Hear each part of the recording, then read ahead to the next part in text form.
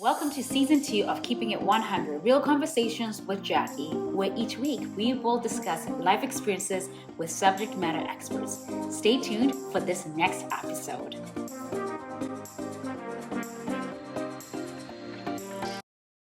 Hello and welcome to Keeping It 100 Real Conversations with Jacqui. And my name is Jacqui Mono. Thank you so much for joining us today. And we have Kerri Cust with us today. She's an intimacy coach, and I'm super excited to have her on the show today. Hi, Kerri. How are you? Hi, Jacqui. I'm good. How are you? I am very well, thank you. I'm going to give you a chance to kind of introduce yourself, tell everyone who you are and what you're about. Yes, so I am an intimacy coach. So I have a background in tantra and spirituality and yoga and emotional intelligence and all that stuff. So I put it all together and just help people to live from this place of passion, aliveness, and juiciness, whether you're in a relationship or not. Life's too short to just be in the mundane routine of everything. So, we can live from this really passionate, juicy place. And that's what I help people to do. I love that. And you work with single people and couples and families in general as well? Yeah, mostly singles and couples. So not so, but I do specialize in like more couples and keeping the spark alive, but have worked with a lot of singles in terms of, how do they begin to prepare themselves for a relationship, and how do you, kind of start to look at and heal and mend some of the stuff that we're carrying through so we can come to a place of wholeness and be really fully available to a partner. So a lot of doing that inner work. So yeah, I do work with both singles and couples. Okay. So speaking of keeping the spark alive, which is the conversation of today. So when you're working with people and we're trying to keep the spark alive, there's always, obviously everyone comes into a relationship with probably baggage or, underlying trauma, or, you know what I mean? The whole all thing. that stuff. Yeah. So do you actually take us through the steps of what you do in terms of, keeping the spark alive? Relationships have so many challenges as a whole. Some, the first couple of years are great, and then what happens after that? Yeah. Right.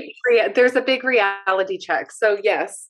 So there's something before I sort of go into that, there's something that I should sort of lay a foundation for, especially if you're in a relationship. And this is good to know, even if you're not in a relationship, but you desire to have one, maybe in the future. Yeah. So there can be, when we have a challenging relationship, there can be two things going on. So you can be having a relationship issue, or you can be having a polarity issue. So relationships are based on commonality, sameness. Do we have, you don't have to have the same values as your partner, but do they work together? Mm-hmm. Are they cohesive? Are we moving in the same direction? Do we want to go to the same place? So it's based on sameness. Mm-hmm. And then there's polarity. So what is polarity? So polarity, we've all experienced it in the beginning of a relationship. That's, to your point, it's really easy to feel that sort of attraction. So if you think of polarity as like two magnets, so you have a north pole and a south pole, and they're opposite, they're different, but there's this huge like coming together, right? Right. Yeah. And that can be, again, really easy in the beginning of a relationship to want to tear each other's clothes off, to want to feeling a lot of desire for your partner. And so what is good for polarity is the exact opposite of what is good for relationship. And what's good for relationship is the opposite of what's good for polarity. So we're in this sort of tricky little dynamic, and we're just, with a lot of couples, people just aren't aware that there's these two different things that we need to work within. That's so awareness is really important. So if you're having a polarity issue, so if we think about those two poles, the North Pole and the South Pole, or in Tantra, they would talk about a masculine pole and a feminine pole. Now I'm talking about masculine and feminine energy. I'm not talking about gender. Your gender is really irrelevant, and how your sexual orientation is irrelevant. And I'm talking about energy. So if we have someone going off into their masculine, and there's that pole is sort of really charged up, and then the other partner is in their feminine pole, really in their feminine, then we can create this tension again, this desire, this pulling together. And so oftentimes when life happens, because it does, there's kids and jobs and bills and things that need to be done and things around the house and all this kind of stuff, is that that energy can get a little bit neutral. We're not as polarized, or there's not as much polarity in the relationship. So if we know that, then there's certain tools that we can do. So it's like, okay, things are getting sort of a bit neutral. It's sort of like, nah, I love you. Like, I love you but so I'm much. not in love with you kind of Yeah. thing. Or it's just like that desire. It's like, I'm just like not in the mood. I just like, clothes off. You don't really want to rip my clothes off. It's like, okay, well, how do we get that back? And so many times when there's a polarity issue like that, well, there might be love, but there's just not that draw in. A lot of times people are like, well, maybe we need to spend more time together. Maybe we need to have, all this kind of stuff. And what often serves a lot of people is more the pulling apart. So having a little bit of distance and separation. Now, does this mean one person goes off for a week or both people go off for a week? No, you can do this in the course of a day. Right. So it's like, if I go off, because I feel more at home in my feminine energy, and let's say my male partner feels more at home in his masculine energy. So if we're having a lot of time together and I'm just sort of like, again, it's just sort of like a feeling. It's like, hey, I love you, but it's just like, I just don't want to do it. Yeah. I think a lot of us can relate with that, right? Especially, for sure. Yeah. So it's like, how do we get that back? So in this term of polarity, it's like, okay, do we spend more time together? It's like, no, there's something to be said with separation. So it's like, if I go off and I do something that really makes me feel alive and really feminine, like hanging out with my girlfriends, maybe shopping or going to the spa, or having really fulfilling conversations with friends or people where it's just like, I'm feeling really good and juicy, my own feminine energy. And then my partner's off and he's maybe like golfing, right? He's golfing with the guys, feeling really good in his masculine energy. There's been a little bit of space for things sort of, that desire to build, and then to come back. And because the feminine loves the masculine loves the feminine. So that the fact that we have these two charged up poles, it's like he walks in the door and it's like, hey, and it's like, hello. Hi. It's like, I'm feeling good. You're looking good. All like sweaty and like we're doing whatever things you were doing. And it's like, I'm feeling really juicy in my body and I'm really relaxed. And it's like, whoa, that can create that space of like, ooh, it's like, okay.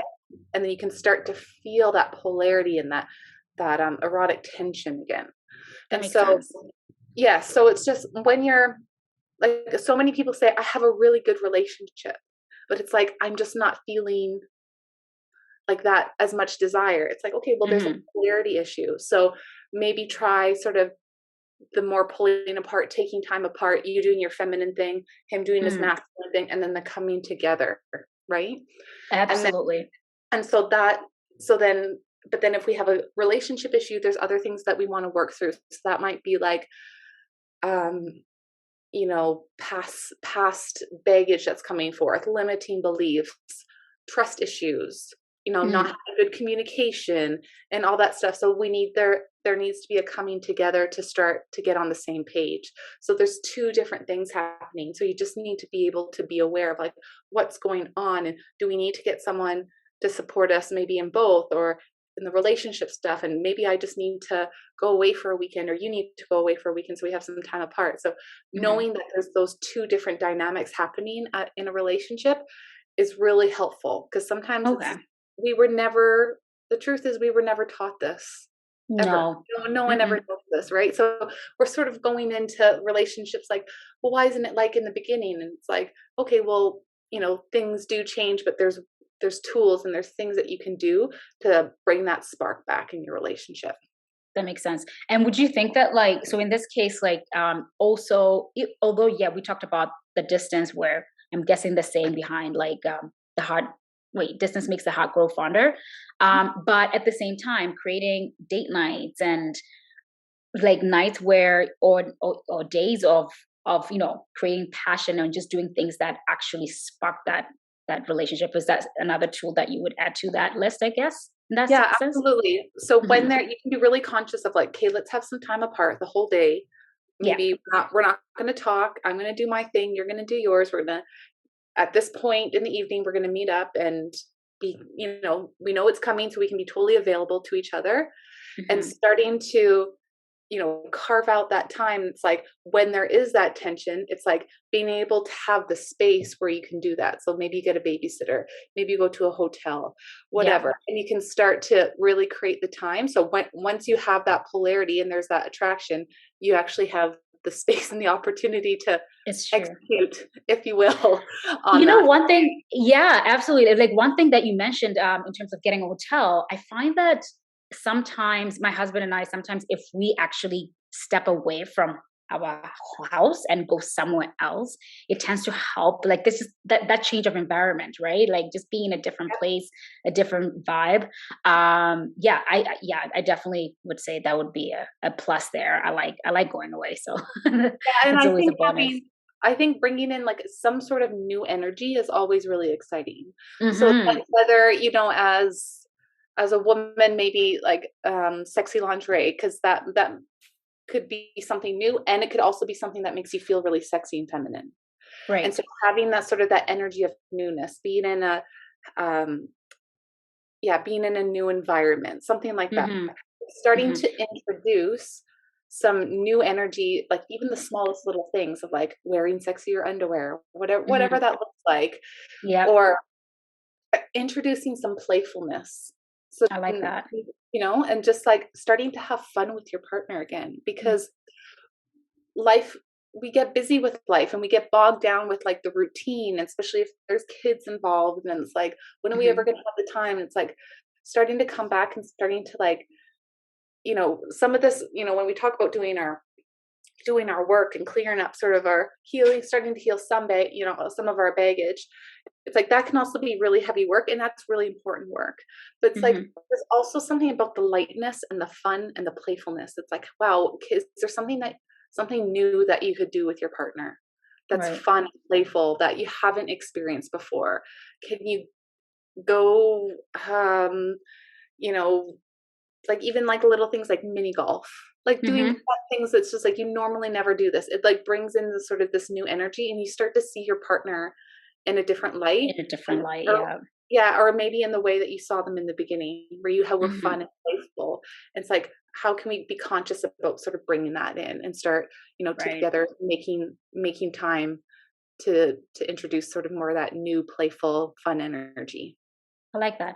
So now my next question, because I know we focused a lot on masculine and feminine differences.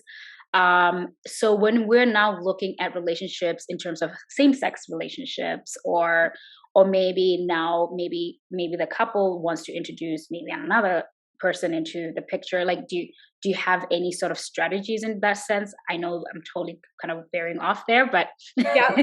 I think it's an interesting topic, Yes, right? it I'm sure is. people want to hear. And I think more people are talking about it. I think in terms of Mhm. sort of the same sex couples, the Mhm. dynamic of, and this is where things can get a little bit tricky, is that the masculine and feminine dynamics exist in a moment to moment within relationship all the time.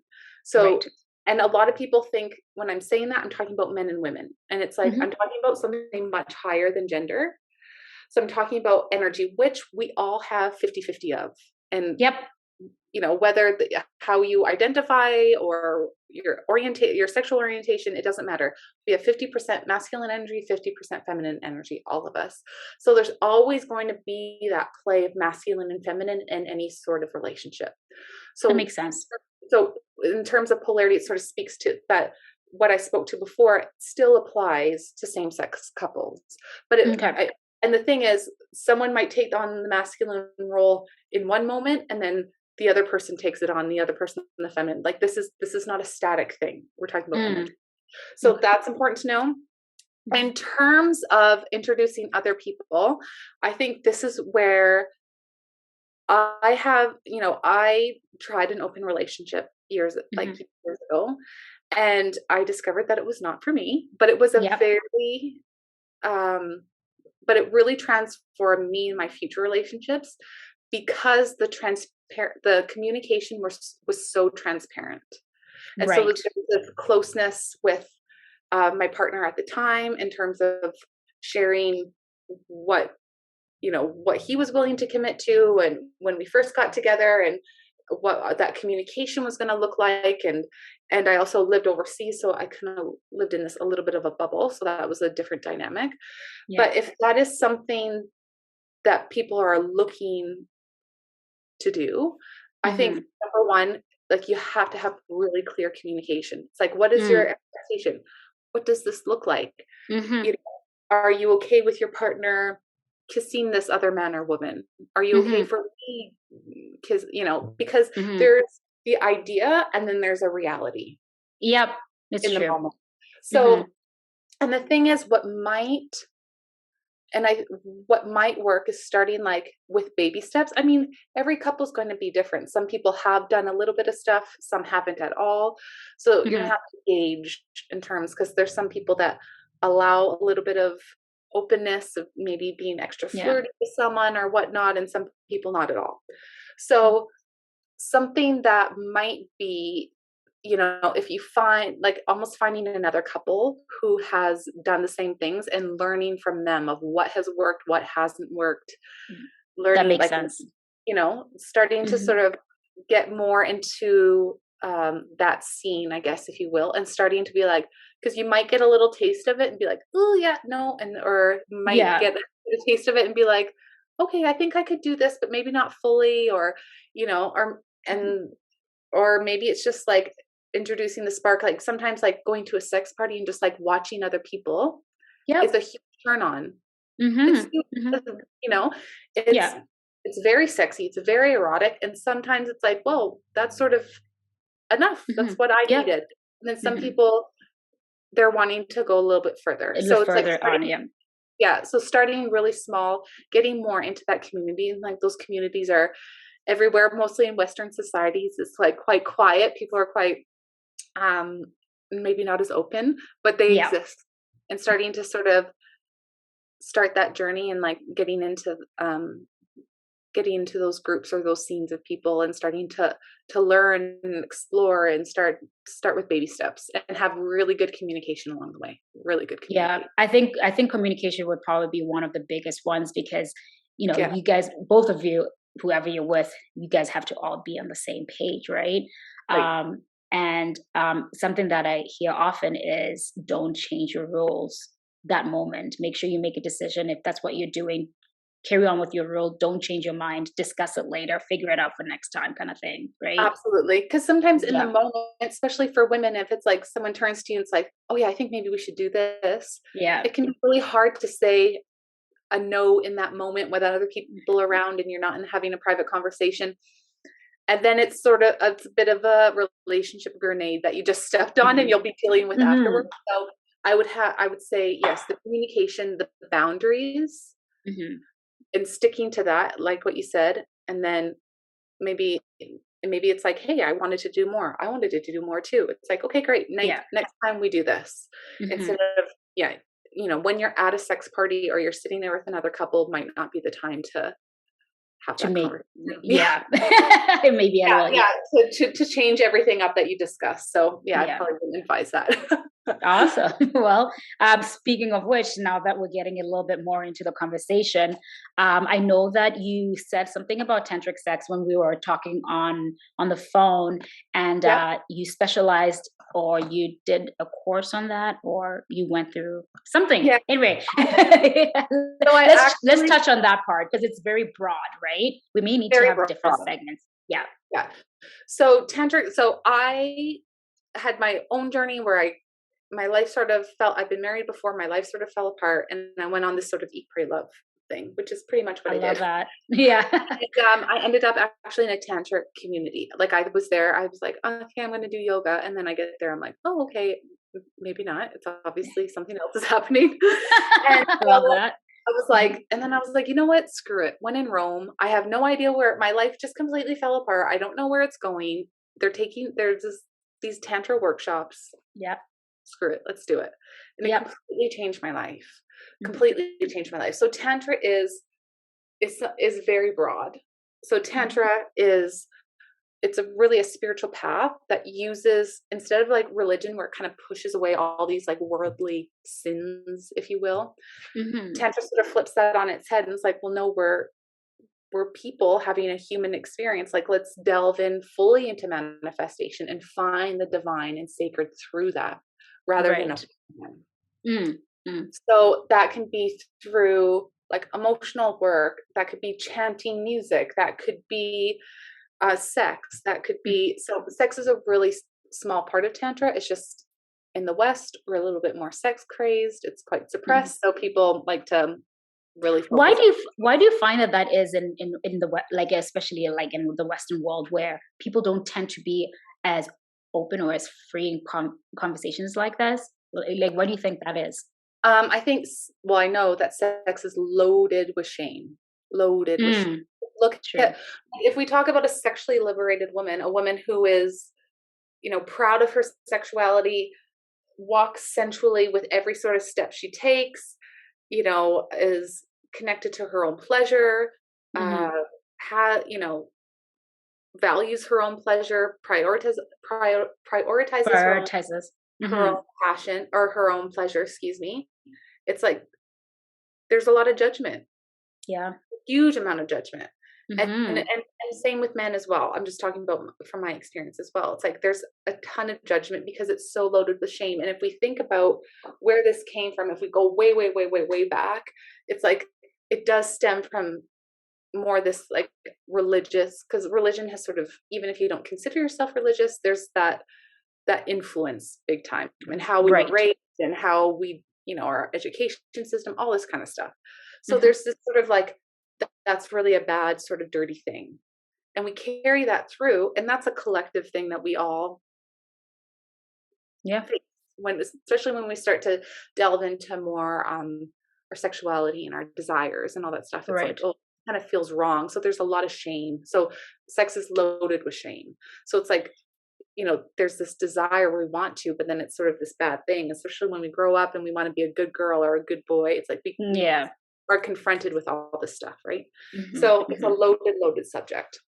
So then, so if I go back to more like tantric sex, so tantra looks at the manifestation, all the worldly manifestations, like, hey, we can use this to go higher, you know, and so we can use sex as well, because that's a part of being human. None of us would be here without sex. That's the truth. That is the truth. Yeah, that is absolutely the truth. So, you know, so tantra, or the tantrics, so the yogis sort of looked at sex and it's like, okay, well, we can use this for, you know, let's say enlightenment purposes. And so if we start to become aware of our sexual energy and we, you know, embrace it, ignite it, you know, not trying to dismiss it, utilize that and bring that, you know, let's say you're having sex with your partner and can start to become aware a bit more of your sexual energy.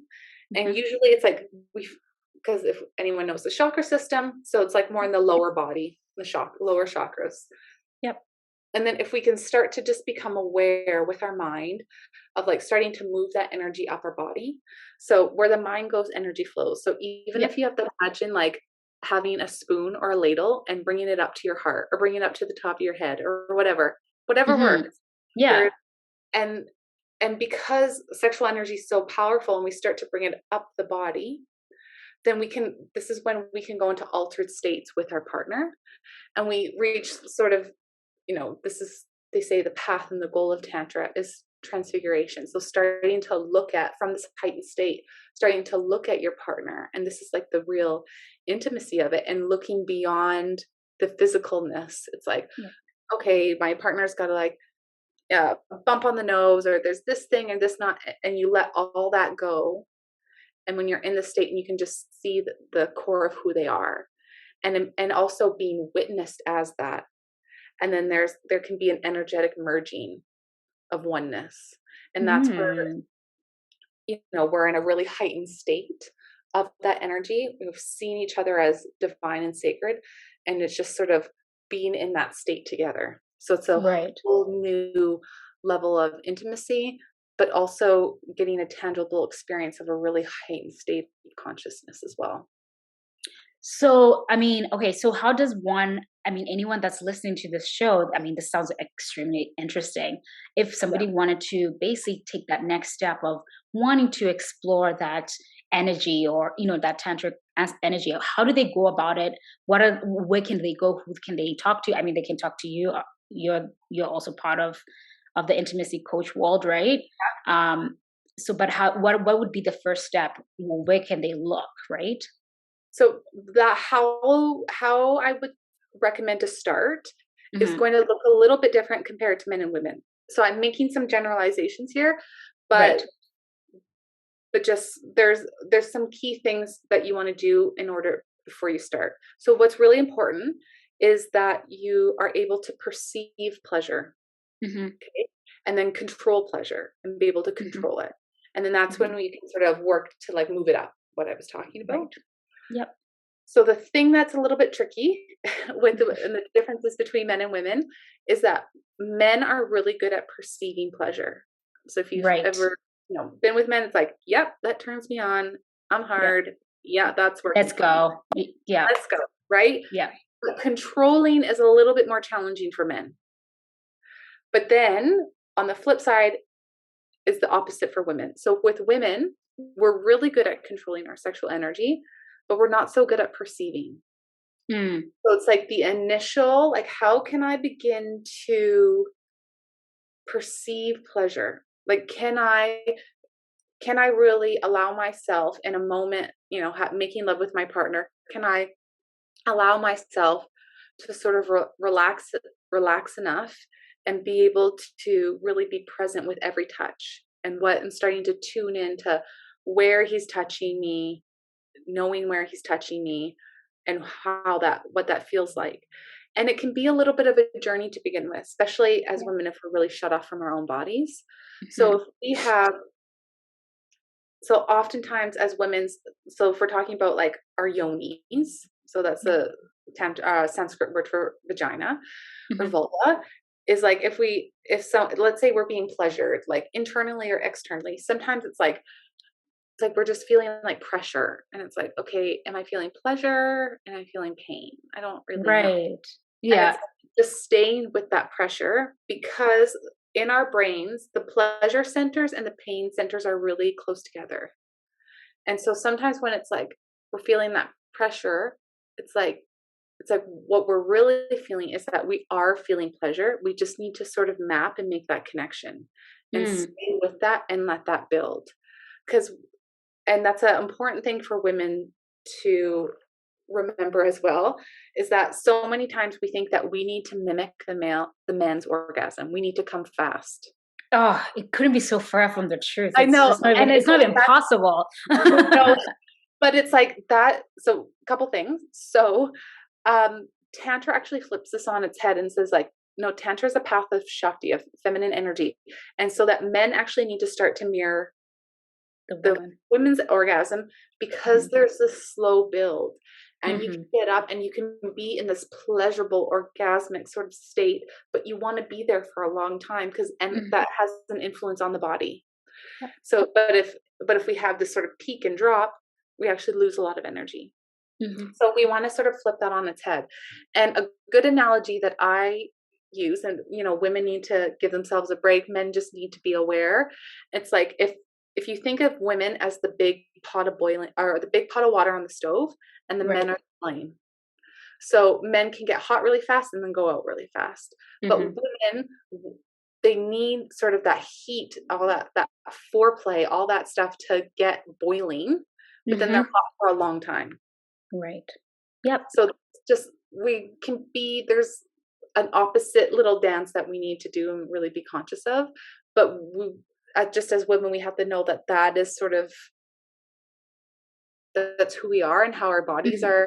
are made, and we need sort of that stimulation and all that stuff. So to think that we should be coming like men do, it's just not accurate, and it also doesn't give the opportunity for that you know reaching those heightened states to those moments of real intimacy when you are Mm. where you witness and are witnessed by your partner as something beyond just what you see in the mirror. That And makes so sense. I like that. right? So it's just, we just need to have that awareness and give ourselves a bit of a break where it's like, we want it to last longer than 30 seconds. And that's a good thing. So it's like, and Yeah. enjoy and have fun. And it doesn't have to be like arduous and like all this work. It's like, you can have fun with this, of like massaging and starting to talk to each other, of just like, oh, I really like that. It's like, oh, do you? It's like, that feels really good. It's like, or can you do, and starting to get to a place where you're really curious about each other and each other's bodies and communicating throughout. It's like, this can be a really fun, intimate process that really brings you closer together. So have fun with it too. It doesn't have to be such hard work. Yeah, no kidding. So speaking of fun, would you say that, so you know how sometimes masturbation, people to think of masturbating as a single person thing.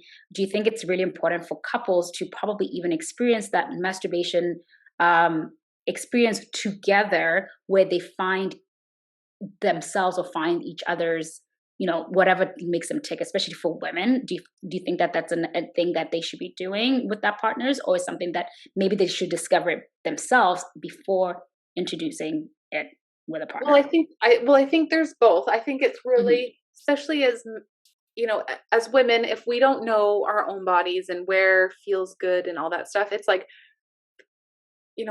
we can't, this poor guy is, it's going to be really hard to navigate if we can't be Yeah. like, okay, in this position, I usually like this position because it, at this angle, it hits this spot and that feels really good. It's good to Right. know those things, because Yeah. then they have tools where, and because the thing is with men, where I have a lot of compassion for, is that every woman's different and every woman is constantly changing. Yeah. So you're with one woman one night and you do the same thing the next night and she's like, oh, actually that kind of hurts, and the poor guy Yeah. is like, oh god. So just them knowing that, and also Yeah. the communicating of like, oh, well, actually this feels really good, or me going on top or going from behind. And Mhm. so in terms of, so that's something that's really important. And also the masturbation thing, masturbating on your own is very healthy and that's Yeah. great. And masturbating with your partner can be really erotic and Hmm. really exciting, and especially if you're starting to learn or wanting to know more about what brings them pleasure and what feels good. It's like, Hmm. maybe there's certain things that your man, if we're talking about a heterosexual relationship, something that your man really likes, and it's like, oh, you've never done that before, and like he shows you how to do it, and then you can learn that too. Or then, Yeah. if you're, stimulating yourself and you can show your partner, it's like, oh, it's this side rather than this side that feels better, and all that kind of stuff. And so it's like playful and erotic, and you're learning. So it's Yeah. like next time, it's like you start to learn what each other's like, what each other likes, and then Likes. increase that pleasure. So now, another quick question that I have for you is, a lot of women are, feel intimidated to tell their partners or their sexual partners what exactly they're looking for, and a lot of guys tend to think that intercourse is enough to get a woman off, which is, we all know, it's further from the truth, right? So what are some ways or steps that, I mean, communication being one of them that you mentioned, what are some of the ways that you think, a woman that's timid, that's listening to this show, and they're like, yeah, I think I know what you're talking about, Kerri, but how do I express this to my partner? what Yes. what can they do to, to kind of Yes, break that barrier? Hmm. for sure. And there's always going to be a moment where it's like, "Ooh," and you have to take that little bit of a leap and like share Yeah. this. It's like, I actually think, there's always going to be that little bit of courage that's required. But Right. what I would, you spoke about communication. So communication is key. What is really important is to start the communication outside the bedroom. Right. So in the moment where it's like, oh, I don't really like that, I like this. It's like, we want to have those conversations before, because sometimes, men are also quite sensitive too. And so we just Hmm. want to have the conversation outside the bedroom prior to, and Right. starting to, so if it's something that you're curious about, it's like, maybe even use like this podcast. It's like, I was listening to this podcast and they suggested this. And like, maybe that's your avenue. And Yeah. starting to take those opportunities as they come, where it's like, I read this thing the other day, or I read this book, and it's like, and what I have found in sharing that, it really gives permission for the other person to be like, oh, we can talk about this. And then there's, there's also a new level of intimacy and closeness that exists within that. But Mm-hmm. I would also, so yes, I would start the communication outside the bedroom. The bedroom. And Okay. like, oh, we were talking about, this podcast was talking about, women are more, need a lot of build up and need a lot of time. And with men, it's like, there's these opposite things that and starting to open up and share and say, what I found is like, I actually do need a lot of foreplay, and I feel really insecure when it takes me a long time to orgasm, if I orgasm at all. Yeah. And starting to open up and share that. And just like, Mm-hmm. I need a lot more time. Yeah. I think most women do. I mean, for the most part, at least as far as I know. Yeah. And there's some women that it literally does not take them much for them to orgasm, and which is fantastic. I envy them a lot. But so now, and that's the thing. It's a lot of the times what I've experienced, or what you hear is guys will tend to. I mean, women get wet almost instantly, but they're not quite ready for intercourse. So that's another thing too, is like, if you're in the moment and you need more, I know you say have a conversation outside the bedroom, but sometimes when you're in the moment, you're like, but I'm not ready yet. And then somebody takes it personally, right? Yes. So again, if you have the conversation prior to, then it sort of lessens the blow a little bit. And it's like, maybe there's something else that you can do. So maybe, so you're aroused, and maybe, like a woman is wet, but not quite, again, what you said, not quite ready for intercourse. It's like, okay, so what could be done? Like, this, is it fingers? Is it, maybe him performing oral sex on you? Is it maybe you, touching yourself and him watching? And so starting to have some, things that you can do to sort of like before penetration. So let's say he was going down on you, or performing oral sex on you, and then, but you're still not ready yet. It's like, you can always do it in a very sexy way. It's like, honey, watch me play with myself, or I'm getting really turned on. Just like, watch me, or can you touch me here while I do this? And like letting that sort of build, rather than coming out and saying, I'm not ready for that yet. It's like, oh, just like, so being a little bit more delicate, and just being like, oh, it's like, how about you watch me for a little bit, touch myself or play with myself, or why don't, can you put your fingers inside me? All that kind of stuff. Yeah. So you can start to sort of suggest other things, rather than being like, no, I don't want that. Yeah. Sort of thing, right? Yeah. Men really. That was me just exaggerating the moment, because like sometimes that's exactly what you're thinking. You're like, hello. Yeah. It's like, because guys are very quick to say, okay, are you ready? Let's go. Right. So yeah. So it's just like, how can we approach it in more of like a sensual way? Or it's like, okay, I'm needing more. It's like, okay, more what? And sort of approaching it that way, rather than being like, no, I don't want you to do that. It's just like, we want to be a little like, how can we be a little bit, maintain the sexualness of our language when we're in the moment. That makes sense. Okay, perfect. I like that. Awesome. Well, I mean, I think I've asked you so many questions that I'm probably out of questions. So, so Kerri, how can people reach you? I'm pretty sure that probably more than one or two people are going to relate to this podcast today, which is amazing. And how can people reach you? How does it work? You feel free to share your information.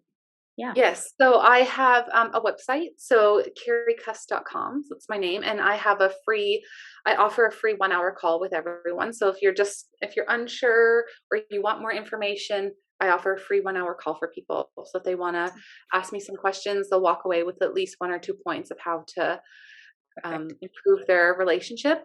And I also have some free offers, which I'll give to you, that you can fabulous.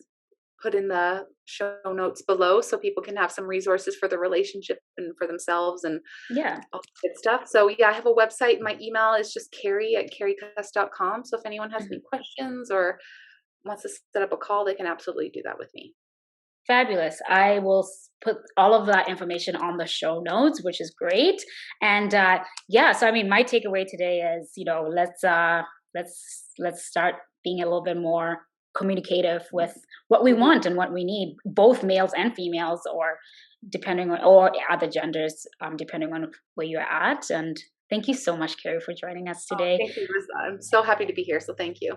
You're very welcome. Do you want to finish off by just maybe giving advice to anyone that's listening to this podcast that maybe, they're still stuck in the rut of feeling like, sex is a shameful thing, and, they're not allowed to talk about it, or they feel no words. I mean, I can't even explain the word, but not feeling like it's a dirty thing.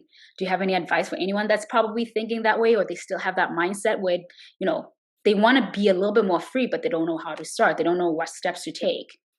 So what I would say is that, having more intimacy, having more passion, having, more exciting, better sex, whatever that looks like for you, that is not a nice to have. That is not a thing that some people have and some people don't.